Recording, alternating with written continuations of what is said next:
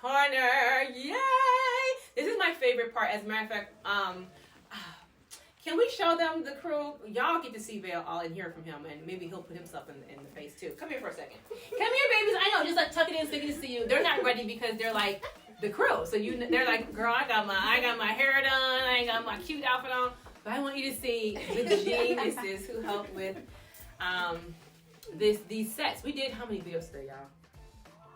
40. Right. To the point where Bill was like, man, get some caffeine. They're like, got it! Get some coffee. Coach's Corner, actually, I wanted to tell you where it came from because my baby girl, Taylor, who's also an amazing voice student, asked. So Bill and I, he's just a great person. I enjoy working with him. And we were talking about my heart behind why are we sharing these songs now? Because these songs so far that y'all been with me, these songs have all been written post 2015, 2016. I got my runs, but my writing stand back there or position was very what they typically would push. It wouldn't be an urban sound. You'd have it on, it's a story sound. It's that kind of thing. And it is an older sound, right? So it would sound like dated. It doesn't sound current right now. And so I wanted people to understand my heart behind and my experiences behind why I was writing the songs. And so Vel and I were going back and forth. And I was like, I want them to know why I'm singing this way, why those notes were chosen, so that even when you're writing current stuff, you can recognize you don't have to sing everything in alto. Can we please sing? Y'all understand a lot of y'all not singing. A lot of y'all mumbling. A lot of y'all just staying in like, but it ain't got you like.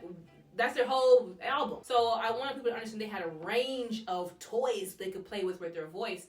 And Bill and I were discussing that, and he was like, oh, we'll call it a Coach's Corner. And I'm like, that's exactly what it is. And so that's how this came to be. And it was a great reminiscent moment to share with the squad that y'all just met. Because in this Coach's Corner, my heart behind Walls was, I was just coming out a lot of like religious legalism. I was like, let me out of here. Like, I love Jesus. Why is it so horrible? Like, why is this the most exhausting, depressing, tiresome experience? I understand there's things that we don't do, but like, no one's talking about all the awesome things we can do. And so that was a part of it. I also felt very trapped as a post-feminist woman who was, for me, surviving through excellence. Excellence was a survival technique. Surviving through, code switching, surviving and trying to just struggle through actually being really masculine in my approach with my husband, with my family, with my business partners, my clients, my team. Like, I was not endearing. I was not caring about them. I was more caring about the bottom line. And it was because I felt like I had to protect myself. I had to secure my finances. I had to, do all the things. I have to take care of myself. And so there was just a time where I felt like there's so many walls. But I felt God saying, well, let me help you. And I was like, yeah, but I don't really know you like that because I got legalism. I never met you. Like, I go to church every day, but me and you ain't really had an experience yet where I trust you, I know you. You don't have no receipts with me. I can check and dance, I can perform to fit into what I thought church was supposed to be, but I didn't know what a relationship with him was. So he was asking for stuff from me, and I was like, yeah, no. Which is like what most everybody else brought me doing too, in church. Hey! And they're like, wait a minute, you want my sex life? Nah. Yeah! You want my money? Oh, we good though right now. Like, there's parts where we like, we good. You want my fears? You want my past? You want my shame? You want my, you know what I'm saying? My best friend? That's my best friend. Your best friend is no longer good for you. No, I can't give it up. You don't know what it is that he's like, if you give me this, I'm going to free you and I'm going to make it all better. It's not to hurt you, it's to help you. This is now no longer serving you. Or it was never serving you. But you can be so tied to that wall because you're used to it. You can be familiar. It's so familiar that you're like, leaning on you could destroy me, God. That's what the song is. Let me out, but don't come for my walls. I need them to make me feel strong, to feel tall. Protecting me, that's my duty. So I'll come to you if I need something that is not my duty. I protect me. I remember the first time somebody was like, coming for me, and I felt really misunderstood. And I was like, that's not what I meant. And God was like, it's all good. I defend you. And I'm like, but will I see what you did though? I'm here for that. God's my defense. He's like, yeah, but that don't mean you get a guarantee on what I did. I'm like, well, I don't want them to have no grace. Don't defend me with mercy. Like, don't get them no grace. Come get them. Sometimes he did. I mean, it would be like, oh, God, that was too much. Don't do it to them like that. Well, a lot of times, I didn't know what the results would be, and I had to leave it in his hands. And so it's like, oh, okay, you're my defense. God is my defense. God is my defense. I got to tell you, a big, courageous move in why I was able to follow him when he said, okay, it's time to start posting. I want you to sing to YouTube, and I want you to share it to YouTube. And I'm like, but I'm 43, I have kids, but I'm a background person, but I coach other artists, but I da-da-da-da. He was like, no, now it's time for you. One of the biggest reasons why is because we had enough history where I kept saying God was my defense. I said, okay, great. So I can post, I'm going to say what I'm going to say. I'm going to share my relationship with the Lord. And if it go haywire or if I'm misunderstood, that's okay. God is my defense. The last thing that I want to share on walls is this. Most people, like right now, are feeling about 3 emotions. You can feel a myriad, but most of us recycle the same 7, and we don't recognize you're not feeling a new feeling. You're recycling a feeling you're used to feeling, because you're not used to feeling a new level of joy or a new level of hurt. So you'll just kind of live in a cycle, which is really interesting. When it came to walls, I had gotten to a spot of such duplicity, which is I want out, but I want in. I literally could not see how can I have both. I was really trying to get both. How can I get free and not give anything up? I'm gonna let you sit with that. I'm gonna let this heater go bogus too, as a matter of fact. While I let you sit with it. Okay, stop. So you can get that. Good. How do I have both? How do I have my freedom while holding on to the thing that keeps me enslaved, keeps me captivated? I wanted both.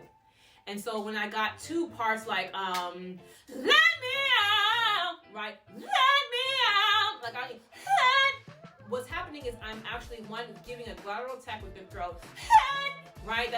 You hear that click, right? But then I'm forcing the note to go place it forward so that I don't hit my high notes like an opera singer. Let me out! Which is what folks do when they get scared with their high notes. They start sounding like, I don't know, Karma. This is not that song. So when you're trying to write a pop song or whatever, or even a song that obviously is of the Caucasian persuasion, you still have to sound like yourself. And yes, I write for everybody, so y'all just get over it. Like, I know people like, we can't write. I do. I like all the sounds. But I know that when I sing it, it needs to sound like me. And if I want the song to sound like me in a pop song, I have to place the note differently, because every time you place it in different areas, it has a different sound to it. So if you do what's Toni Braxton? What's one of them songs about Toni Braxton, y'all? It's like a zoo. It don't matter. Whatever Toni's singing, we can't think of a song back here. But whatever Toni's singing, she doing is. She all up in this. She's placed the notes in this portion of her throat. That's where she at. She living in this range, right? That's where she placed it.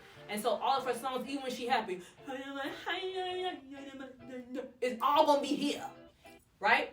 That's where she decided to make her sound reside and be resonate. For me, especially when I'm hitting, I want the song to sound sharp. Let me out, right? Or in these, hold on, because you're gonna edit it. Don't worry about it. In these walls. When I'm doing that, in these walls. You hear that difference? In these walls. I'm placing it in different parts of my throat. I'm supporting it in my belly and with my diaphragm. Most singers are trying to support it with their throat and place it in their face, if they even know they're placing it. You cannot support in these walls in your throat. You'll crack. At some point, you're gonna crack, all right? But if I want the note to sound sharp and I don't want it to be in my throat, or I want to move the placement around, in these walls, all those placement differences, I still support it down below, but I place it in my face depending on how sharp I want the note to sound, or how warm I want it to sound. That's a placement issue, which has nothing to do with a support issue, and I know we've had some comments about that, so hope that helps. Love you.